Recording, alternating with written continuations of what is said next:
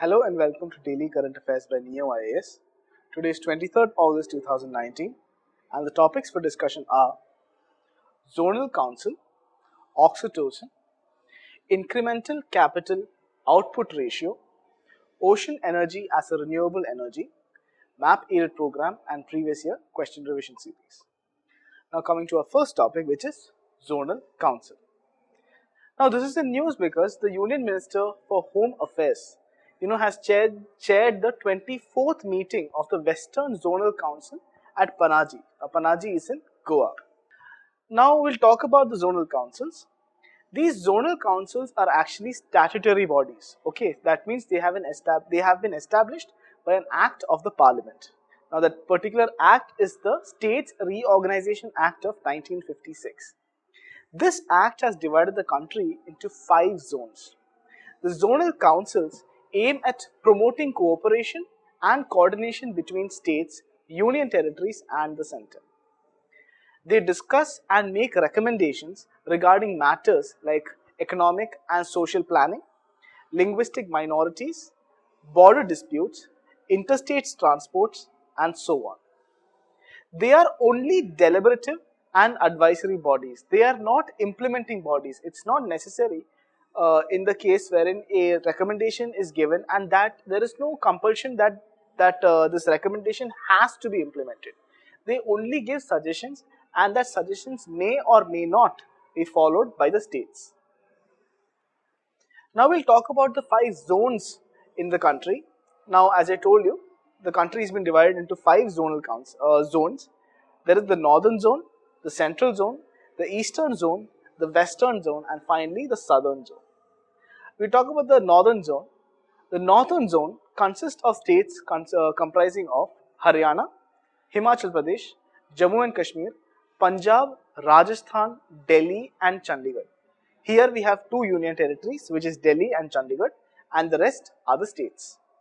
Coming to the next zonal council which is the Central Zonal Council.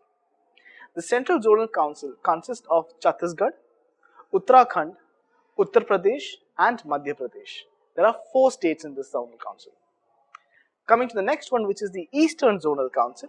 It consists of Bihar, Jharkhand, Orissa and West Bengal. And then coming to the Western Zonal Council which comprises of Goa, Gujarat, Maharashtra, the union territories of Daman and Diu and Dadra Nagar Haveli.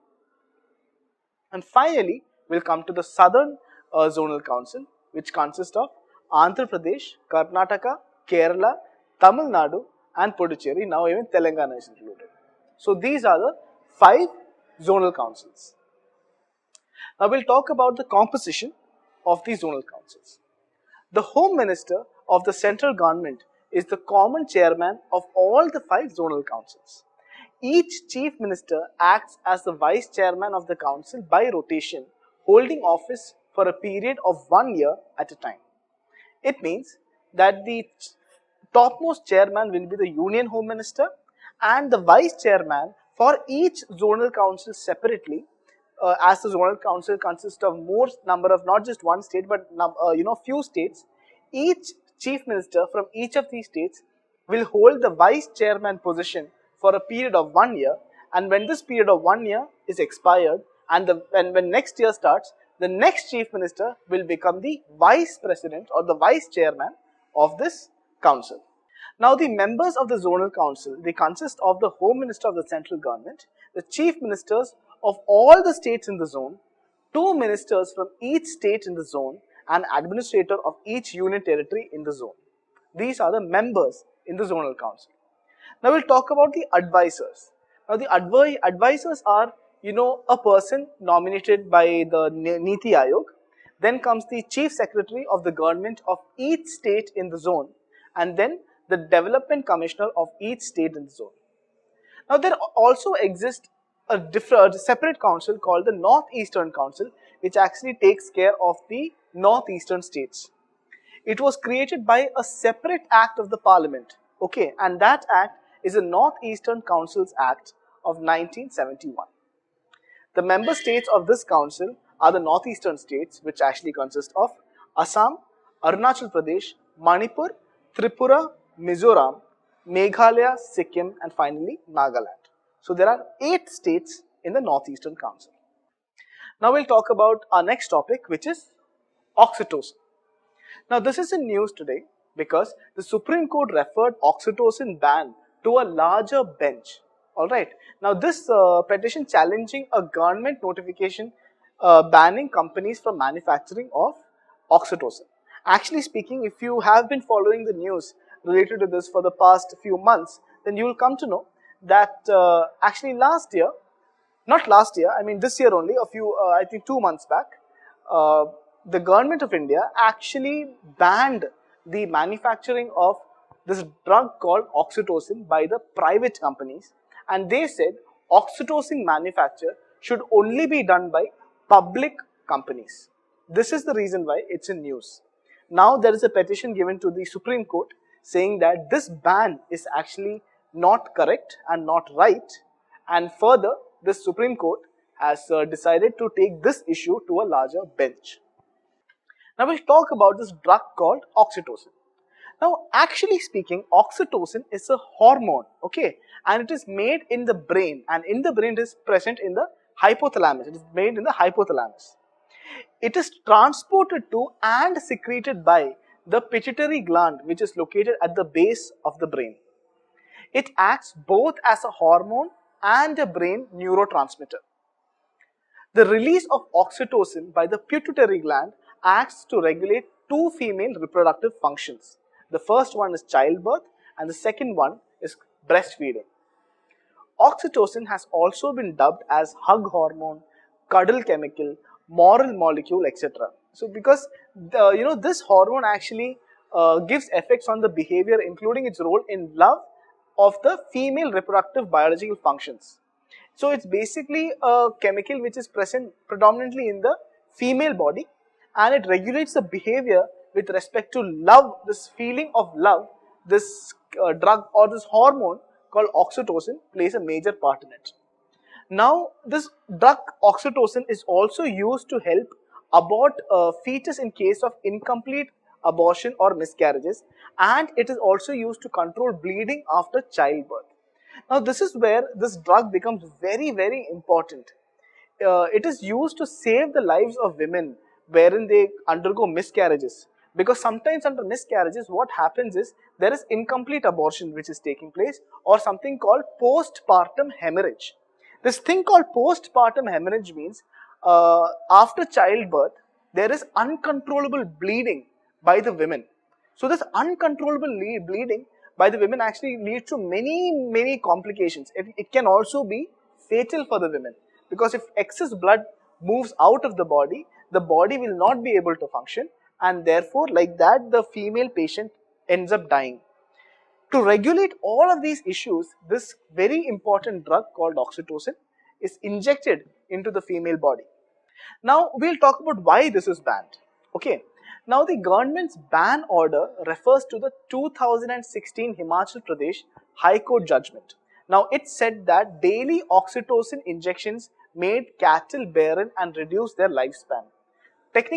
Actually speaking, here what happens is there is a misuse of this drug called oxytocin, not in the human body but in agriculture. Oxytocin is injected into cows or in the dairy sector to produce more milk from these cows. So this is where it is actually being misused.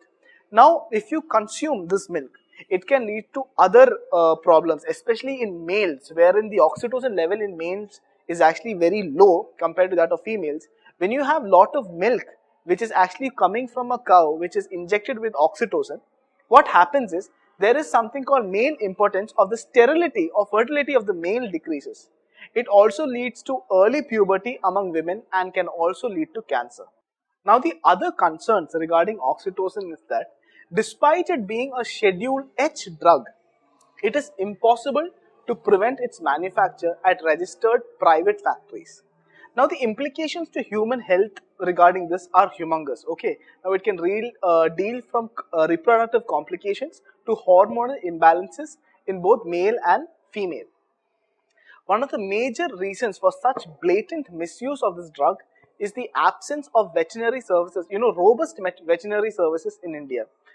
If you know about this, the veterinary services in India is not very, strict or under surveillance. So what happens is the veterinary services in India actually end up losing a lot of many of the drugs or getting unwanted drugs, and then it is sold to these farm agriculture based markets or people, wherein they inject these drugs, unwanted drugs and antibiotics into the cows and the chickens and other animals like that, poultry and basically in the dairy farming sector. So this is where it becomes a problem. Now, after talking about oxytocin, we'll talk about another drug also, which is a related topic related to this. This drug is called Carbapenem.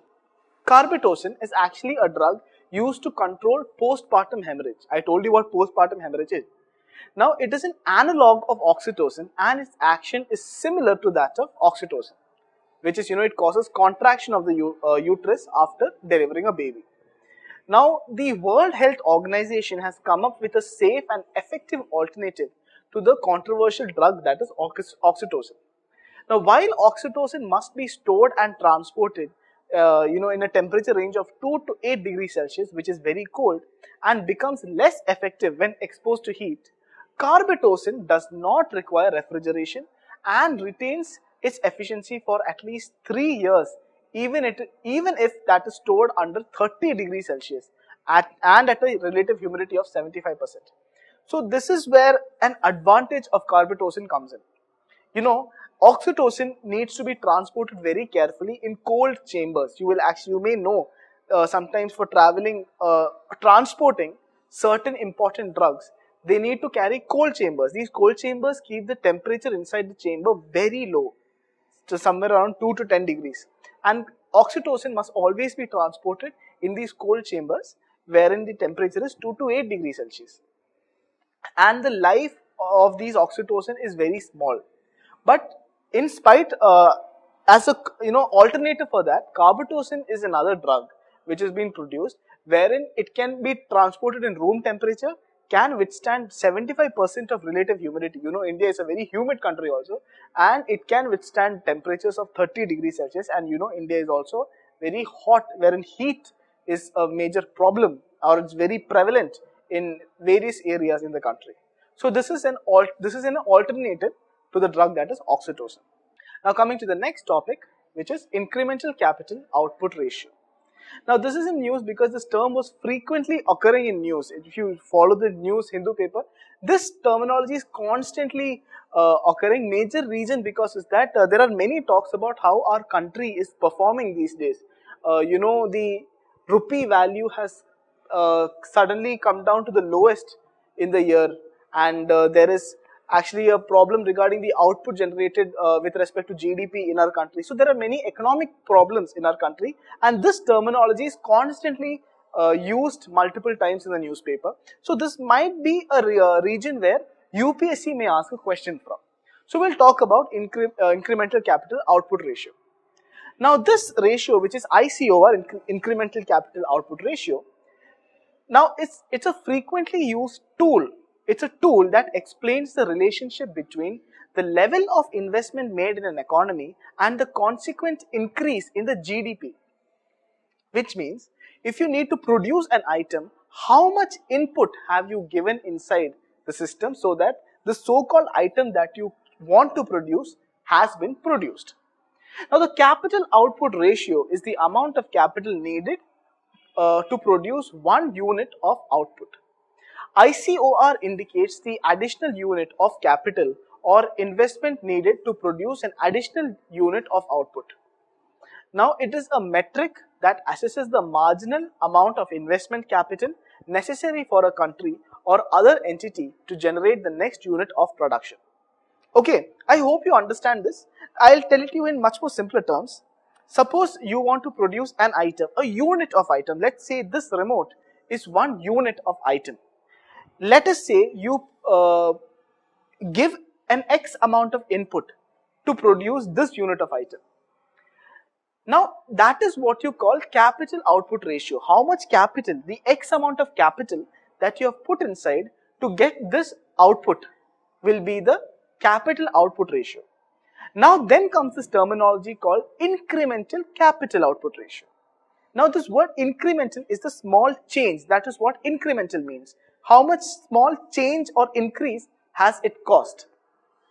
Let's talk about that with an example here. If this is the unit product that I was earlier talking about, now if I want to make an additional change to this product, how much more small amount of change should I make in the capital that I put in? Because if a change has to be made in the output product, then there should be a change in the input capital also that I give.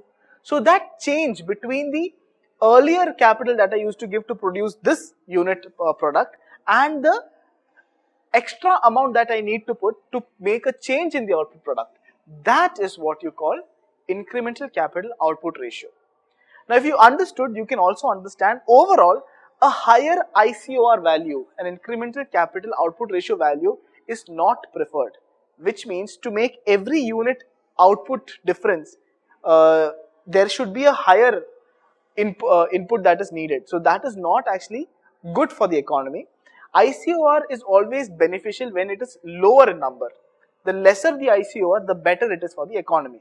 Because if it is more, if ICOR is more, it actually says that we have to pump in a lot of capital into the system so that we can get an incremental change in the output. So this actually talks about the inefficiency of a system.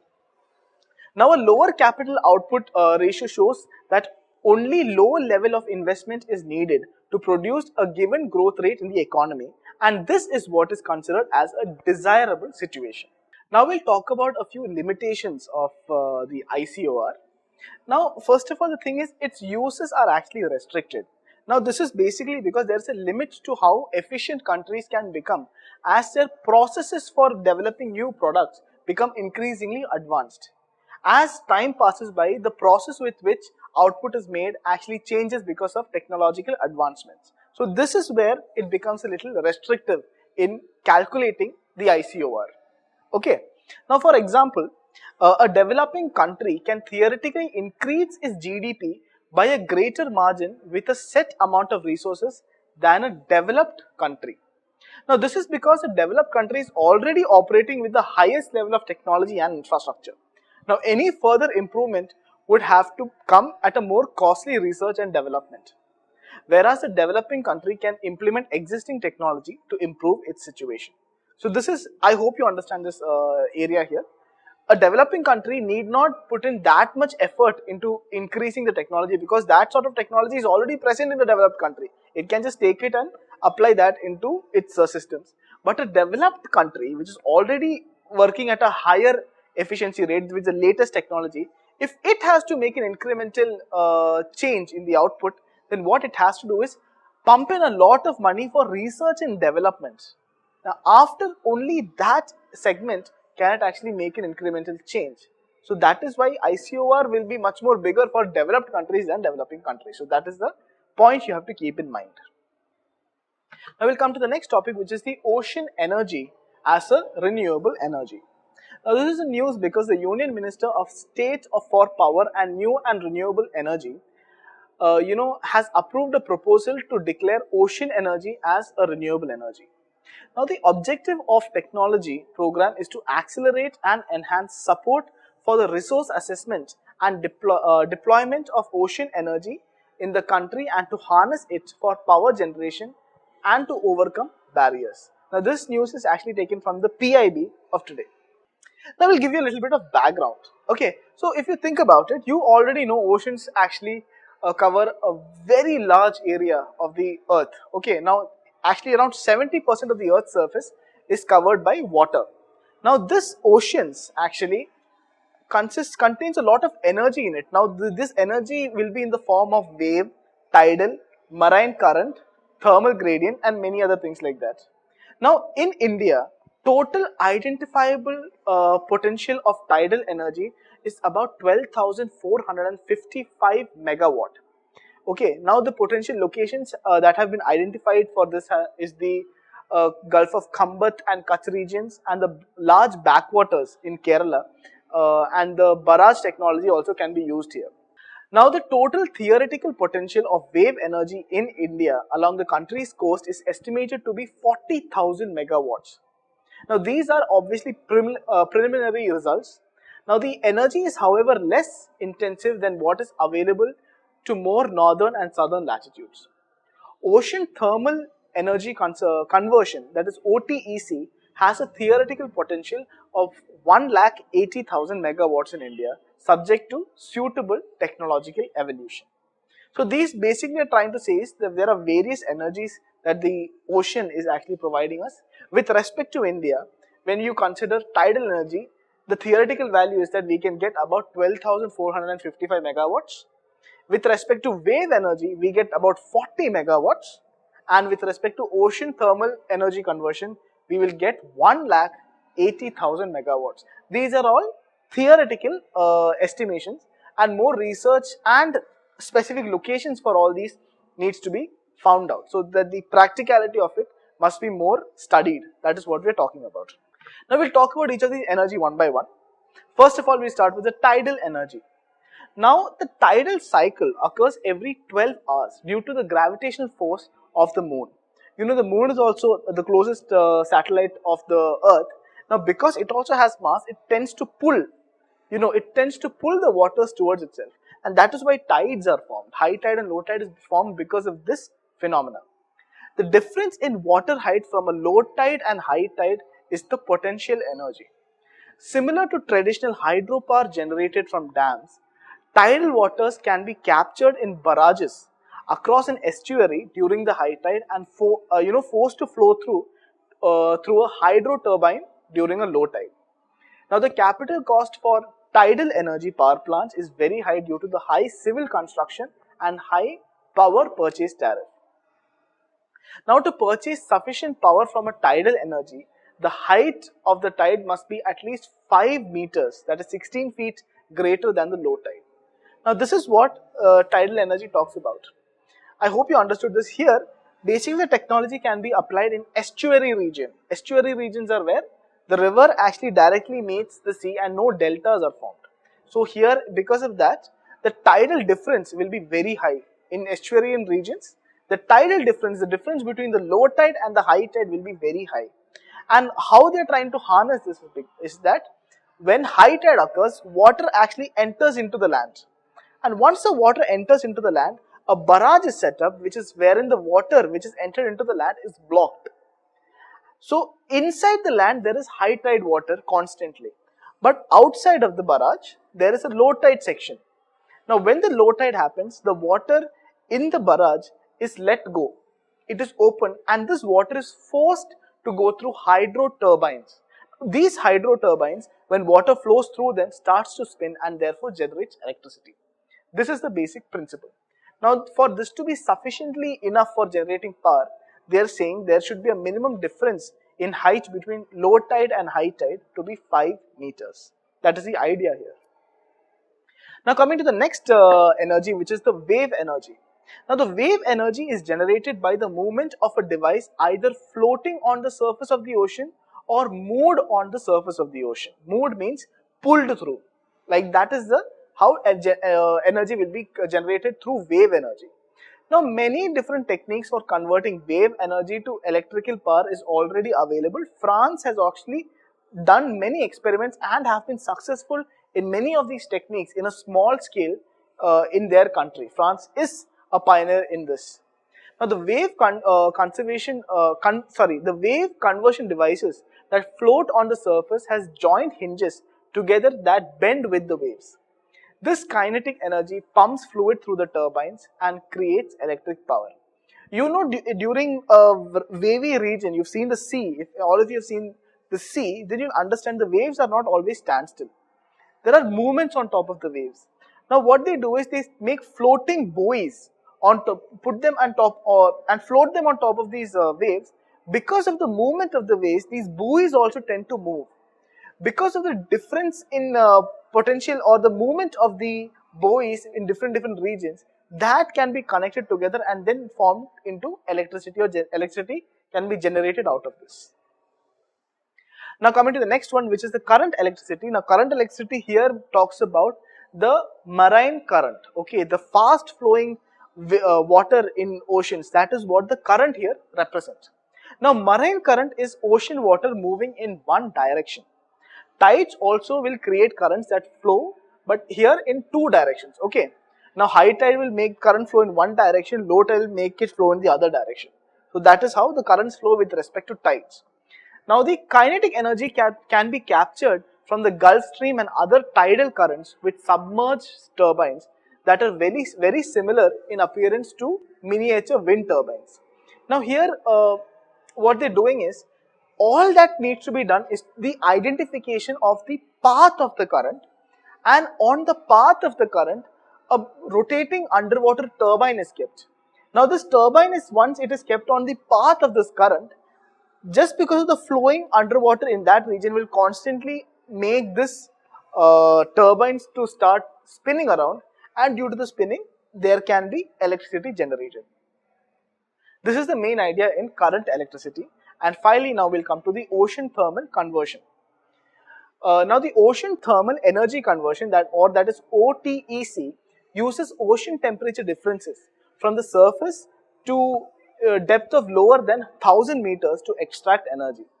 Now, you know the temperature, the depth of the ocean is actually very deep. So, the temperature difference between the surface and in very deep regions will be very different.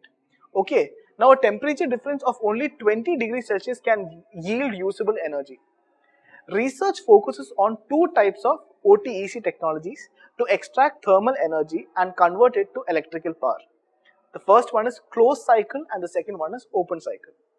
In closed cycle method, a working fluid such as ammonia, now ammonia is converted to in the liquid state and then pumped in as the working fluid. Now, this is pumped through a heat exchanger and vaporizer. This vaporizer steams and runs the turbine, because once the ammonia is made heated, it turns into steam, and this steam is then used to spin the turbine and thereby generate electricity. Now, that's all for all the discussions. Now we'll come to the next topic, which is the map aided program, and today we will be talking about the Chumby Valley. All of you know, all those who have been following the news for the past 1 year will already know this, but we'll talk a little bit more about the Chumby Valley. Now, the Chumby Valley is a valley in the Tibetan region of China. Okay. Now, it is actually, you can see from the figure here, that Chumby Valley is on the southern side of the Himalayas near the Chinese border with Sikkim and Bhutan. Now, the Chumby Valley is connected to Sikkim via the southwest through the mountain passes of Nathula and Jelepla. It is at an altitude of 3000 meters, that is pretty high, the 3 kilometers straight up, and being on the southern side of Himalayas, it has a wetter climate. You know, it is more wetter than that of Tibet, because proper Tibet is on the northern side of the Himalayas, and Chumby Valley is actually on the southern side of the Himalayas, but still a part of China. Now, you know, in 2017 there was a skirmish or a conflict between India and China with respect to the Doklam Plateau. Actually, what happens is, what had happened was that this Chinese army had invaded into the Doklam Plateau. Now, Doklam Plateau, understand, is not in India, but is present in Bhutan. Now, they had entered into the Doklam Plateau via this valley called Chumby Valley. Now, why is that an issue? Most of you, if you don't know that, is because the Chumby Valley or this Doklam Plateau is actually at a very high altitude of 3000 to 3500 meters above sea level. Now, if the Chinese army is placed there, you know, down just below the Sikkim, we have a very crucial area for India which connects the mainland India and northeastern India, and that is what you call the Siliguri corridor. It's also called the Chicken's Neck route. It's called the Chicken Neck because the width of that region is very narrow. Now, if there is an adversary sitting at a higher range, it can very easily shoot down anything important into the Chicken Necks or the Siliguri corridor. So that is actually causing a national security threat to India. So this was a major reason why. And this path that the Chinese army took to finally reach Doklam. Now, understand, Doklam is not a part of India, it's a part of Bhutan. Now, Bhutan being a very close ally, the best ally that India has ever had, they went and asked India's help to repel the Chinese invasion. So this is why Chumby Valley and Doklam was in news. So keep that in mind. I hope you see this picture very well and understand where the location of Chumby Valley and where the location of Doklam is. It's given in the picture. Now the next section is the previous year question revision series. Now here's the question for today. I want you to do it and write it down in the comment section below. So I'll read out the question. When you travel in the Himalayas, you will see the following. The first one is deep gorges, then U-turn river courses, then parallel mountain ranges, then steep gradients causing landslides. So these are the four things. Which of the above can be said to be the evidences for Himalayas being a young fold mountain? This is your question. Think about it. If you know your physical geography very well, you will be able to answer this question. So think about it and write it down in the comment section below. Okay. Now coming to the next question, which I had actually given you earlier. I believe it's the day before yesterday. Now I hope you all got the answer for this. But if you didn't, it's okay. We'll discuss this right now. The question is this. A particular state in India has the following characteristics. The first one, it is located on the same latitude which passes through the north of Rajasthan. The second is that it has an area, over 80% of its area under forest cover. And finally, the third statement, over 12% of forest cover constitutes protected areas network in this state. Which of the following states are actually talking about the above characteristics? Now, the first option being Arunachal Pradesh, then Assam, then Himachal Pradesh and Uttarakhand. Now, this, once you see this question properly, you can only eliminate directly with easy understanding of the map. You can only eliminate one option from this, which is Himachal Pradesh. The latitudes which go from Rajasthan from any angle will not touch Himachal Pradesh, so you can eliminate Himachal Pradesh. But then comes three other states which actually looks very, very familiar. Now here the thing is, you should have, this is actually based on the state of forest report also. So the answer to this question is actually option A, which is Arunachal Pradesh. I hope most of you got the answer for this right.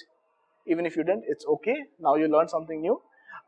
Please follow the state of forest report which the government of India actually releases. UPSC is interested in the state of forest reports and they are asking questions from the state of forest report.